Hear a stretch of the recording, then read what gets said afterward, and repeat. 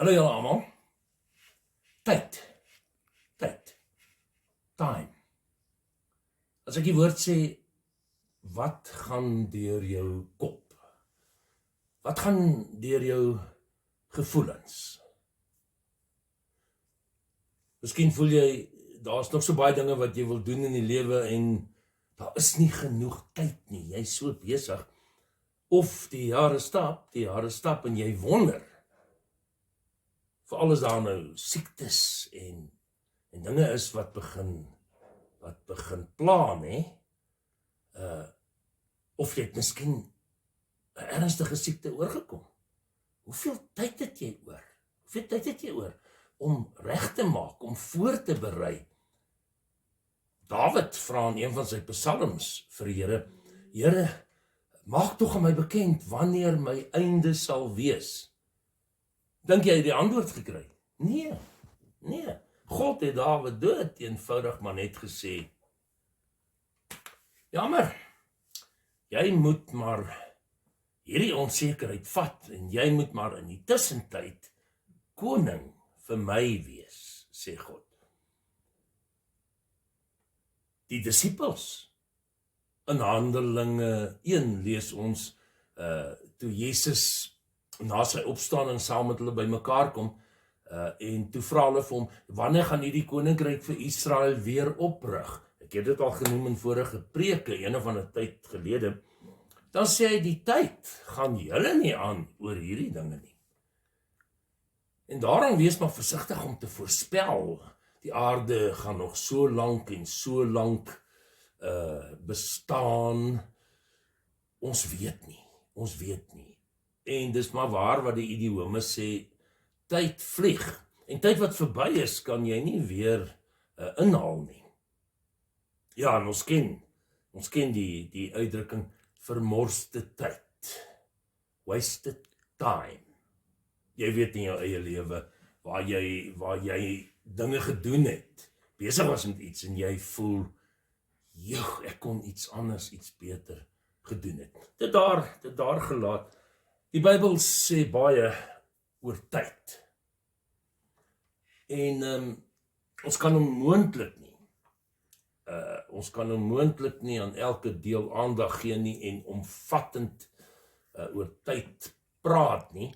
Goed, een ding moet ons net vir mekaar sê, God is in beheer van ons tyd.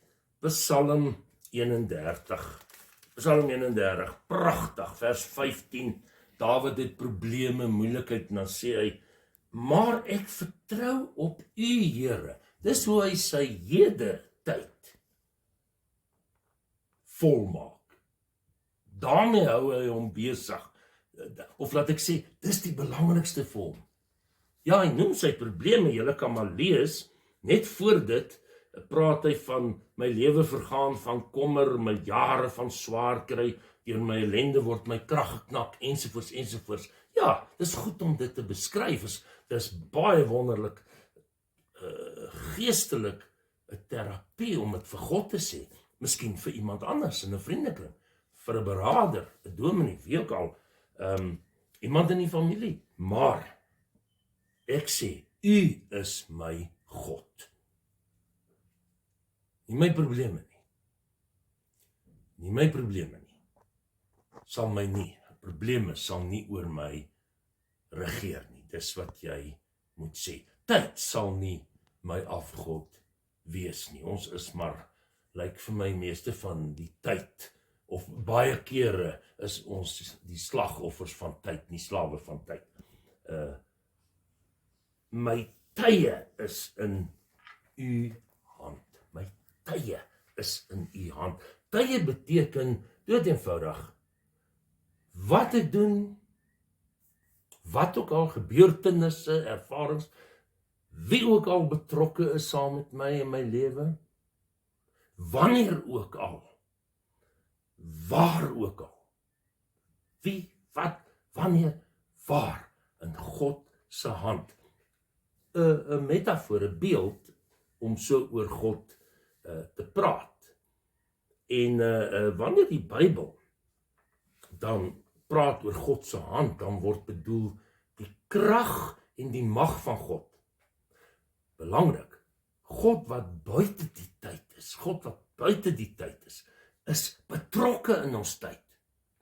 Toe hy Jesus stuur om gebore te word, Kersfees, toe kom hy ons tyd op 'n ongelooflike wonderlike manier binne. God is nie gebind deur tyd nie, hy het die tyd gemaak. Maar onthou net, tyd is nie 'n vloek nie, hy gee tyd as 'n gawe aan ons. Ek dink dit sal chaoties wees as daar nie tyd was nie, dit is tog onmoontlik. In die ewigheid, in die hemel, sal ons nou sekerlik nie praat van tyd of gebonde wees aan tyd nie. God is nie gebind deur tyd nie, en tog is hy deel van ons tyd. Hy hou ons in sy hand, soos in 'n oop hand, wat optel, wat uitreik, wat help, wat uitdeel. In my tye, wanneer, waar ook al, sorg hy, help hy. Jesus sê in Johannes 10 vers 28, en niemand sal julle uit my hand ruk nie. Ek gee julle ewige lewe, en niemand, niks, sal julle uit my hand ruk nie. God in beheer, en dit is wat Prediker 3 ook wil sê. Ek wil tog dit vir julle lees. Elke ding het sy vaste tyd, is 'n manier om te sê, God is in beheer van ons tyd. Elke ding in hierdie wêreld het sy tyd. Dit klink baie sinies of baie fatalisties.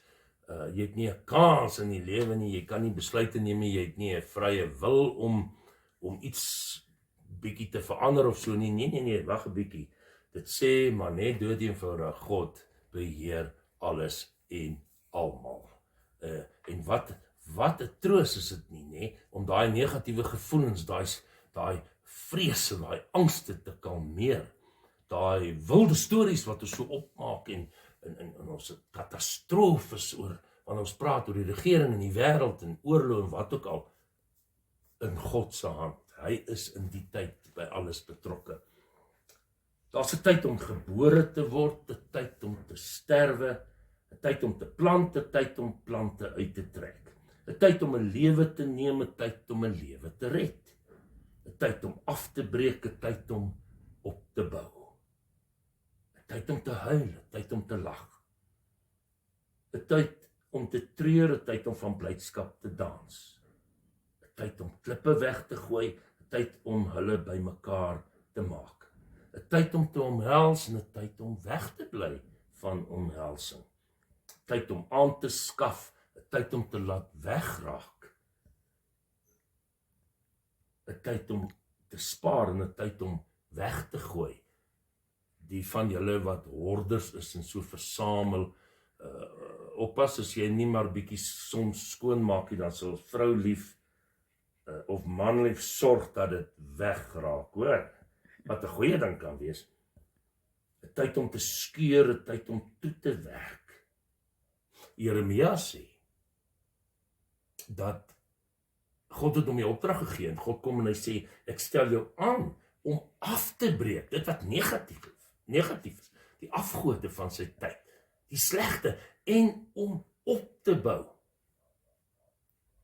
Kontraste, maar dit vul mekaar aan. 'n Tyd om stil te bly en 'n tyd om te praat. Dis 'n belangrike ding in ons tyd, nê. Jakobus sê, wees maar stadig om te praat en vinnig om te luister na mekaar. Tyd om lief te hê en 'n tyd om te haat. Haat beteken om dit maar te verwerp of om weg te bly van mense wat negatief is en jou afbreek. 'n Tyd vir oorlog, 'n tyd vir vrede. Positief, negatief. En dan moet ons sê, daar sal negatiewe wees. Ons as kinders van die Here, niemand het 'n waarborg, daar sal nie negatiewe wees nie. Die waaroms van die lewe sal daar wees, die negatiewe, wat hier genoem word. En dat ons nie ons tyd maar baie keer vermors, deur te worstel en te soek, waarom, en ons kry nie antwoorde nie. Terwyl ons die tyd moet vul met die aanbidding, met oorgee aan God, met God se troos en krag soek. Die negatiewe kan 'n doel hê. Om af te breek kan 'n doel hê, om klippe weg te gooi. Kyk maar na hierdie negatiewe, om te sterwe kan soms positief gedraai word. 'n Terminale siekte en die geweldige lyding. En ons mag soms vra, Here, wil U nie hierdie persoon van sy of haar lyding verlos nie? Nie ons wil nie, maar U wil. En tog dan sterf. Jesus het in Getsemane gevra en gebid, wil U nie hierdie beker by my laat verbygaan nie? Ek sien nie daarvoor kans eintlik nie. Dit is nou 'n tyd om aan die kruis te sterf, maar maak dit tog nie die tyd nie. Maak dit 'n ander tyd. Dat daar 'n ander uitkoms is, maar dit was hom nie beskore nie en hy moes sterf in daardie verskriklike lyding aan die kruis om die verlossing te bereik. Daai verskriklike kruisdood. Dit was die Griekse woord wat gebruik word waarmee Jesus beskryf word op die bepaalde tyd. Paulus skryf die kairos, die regte oomblik, die regte tyd. In ons lewens is dinge negatief, maar hou net vas daaraan. Daar kom weer positiewe dinge.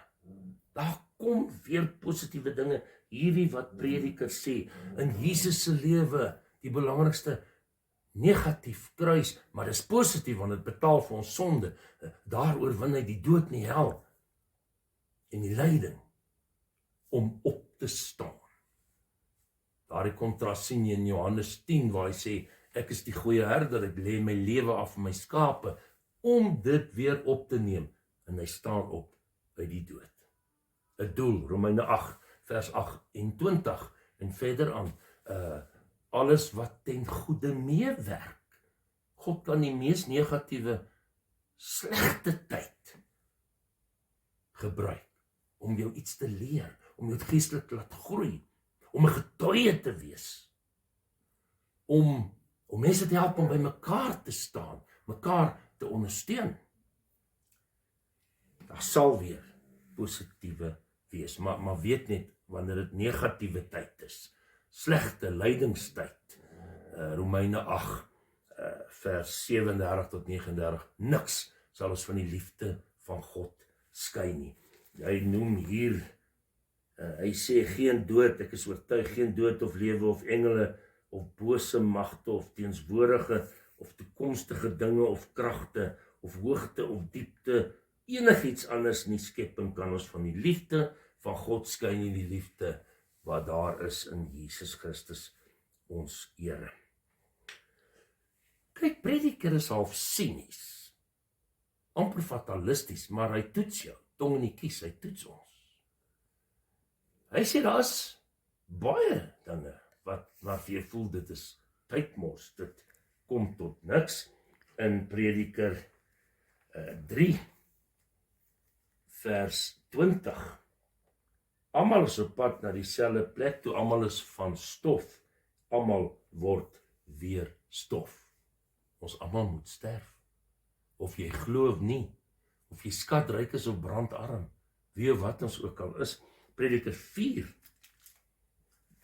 lees maar daar, maar hy noem verdrukking in hierdie wêreld, niemand wat help nie, geweld van die verdrukkers, gelukkigste is seker die wat hy sê, wat nog nie gebore is nie, en al die onreg gesien het nie, dit is al maar sinies hoor.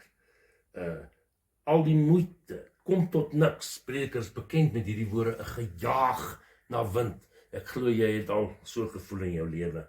Inspanning wat tot niks kom nie, dit bly 'n harde saak. Maar wat is die doel dan?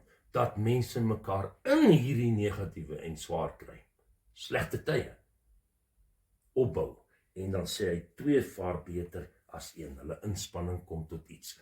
Ag, is 'n deel wat ek al baie by troues gebruik het. Baie paartjies kies dit, maar dit gaan hier ook oor vriende, familie, gesinne, gemeentelede, gelowiges, selgroepe, wat ook al. Iemand wat by jou staan. As een val, dan kan die ander een ophelp. Een alleen kan oorweldig word. Sien jy die negatief? 2 kan weerstand bied. 'n 3-dubbele tou breek nie maklik nie. God vleg hom in ons lewe in ons lewenstou. Die 2 staan hier 3-dubbel. Die 2 staan vir die mens, teken vir die mens, symbool. 3, God, wat in ons tyd inkom en hom invleg in ons lewe en ons sterk maak en ja. Die vraag is dan nou, ek het dit nog gevra, 'n paar voorbeelde daar genoem, hoe moet ons die tyd vul? Hoe maak ons die hede vol? En waarna toe streef ons in die toekoms? 3 vers 10 van Prediker, wat sê, ek het gesien dat God aan die mense taak gegee het om hom mee besig te hou, of dit 'n beroep is, of wat ook al, of jy nou gepension is, of wat ook al. Vra vir jouself, wat is die taak wat die Here jou gee, hier op aarde? Jy het nog 'n taak. En dan sê in vers 13 en 14, dat die mens kan eet en drink, en onder al sy arbeid nog die goeie kan geniet. Dis 'n gawe van God. Geniet wat God jou vandag gee. Fokus minder op wat jy nie het nie. Fokus op wat jy het. Dit was Israel se probleem in die woestyn op pad na die beloofde land, Numeri 11. Kla oor wat hulle nie het nie, en dan waardeer hulle nie wat hulle nog steeds het nie. 4 vers 9 tot 12 het ek nou mos vir julle gesê, die 2 vaar beter as 1. Vul die tyd met goeie vriendskappe en verhoudings wat opbou. 5 vers 17. Ek het gesien wat goed is, aangenaam om te eet, te drink, die lewe te geniet onder al die geswoeg op hierdie wêreld. Lees maar verder daar, 5 vers 17. 9 vers 7 tot 10 is baie mooi. Eet dus jou brood, drink jou wyn met 'n bly gemoed. Moenie wyn drink om bly te raak nie, jy moet reeds bly wees, net so tussen hakies. En God keer goed wat jy doen, as dit reg is volgens sy wil. God hou daarvan, hy hou dit in stand. Dra wit klere, leef rein. Stryd teen sonde, versorg jou hare met olie. Sorry die wat bless is, maar hy bedoel, versorg jouself, kyk na jouself, maak dit aangenaam vir jouself en ook vir ander om jou, mense om jou. Geniet die lewe met die vrou wat jy lief het, met die man, met jou partner. Kyk wat God gee. 11 vers 1, werp jou brood op die water, eendag kry jy dit terug. God sal weer vir jou sorg as jy weer vir ander gesorg het. My ma was baie sinies, sy het gesê, my kinders, werp jou brood op die water en na vele dae kry jy dit terug. Soggy, pap, nat en oneetbaar. Maar ons kon die vonkel na oog sien en die tong en die kies. Ons ook maar getoets, sy was baie soos Prediker. En dan, jy wat jonk is, oud is, vind vreugde in jou jeug. Moenie vergeet dat God sal rekenskap vra nie. Met ander woorde, hier en nou, leef verantwoordelik. Leef verantwoordelik. Bid, maar werk. Bid, maar leef, strewe, om heilig te wees. Moenie onverantwoordelik lewe nie. Efesiërs wat sê, koop die tyd uit, sê die ou vertaling, maak gebruik van elke geleentheid. Efesiërs 5. Julle huiswerk, vers 8 tot 17, hy noem die negatiewe, moenie tyd mors daarmee nie, maar dan die positiewe, wat hy in Efesiërs sê, gebruik maak van elke geleentheid. deur die Gees. Die Gees moet jou lewe beheer. Nou mense, ek wil nou vir julle sê, ons kan so tyd mors. Maar oppas ook, daar is 'n leuen van tyd dat ons sê wasted time, maar dis nie altyd wasted time nie. Miskien kan God dit gebruik om iets vir jou te leer. Praat bietjie, pause bietjie en dan praat julle daaroor die tyd leuns. Ek het nie tyd nie. Vra maar jou prioriteite. Jesus wat in Matteus 5 gesê het, soek eers die koninkryk. Maak tyd om met God te verkeer en sy woord te lees, vir mekaar om te gee. Maak tyd. Ja, ek het nog baie tyd oor. Oppas. Jy weet nie, Jakobus 4, julle wat sê, ons gaan na hierdie stad, daai stad, ons gaan handel dryf, geld maak. Hy sê, oppas, jy weet nie wat môre gebeur nie. Sê altyd, as dit die Here se wil is.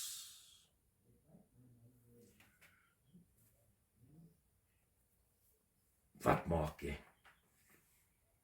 Wat maak jy met die tyd wat die Here nou, vandag, as geskenk, gawe vir jou gee? Amen.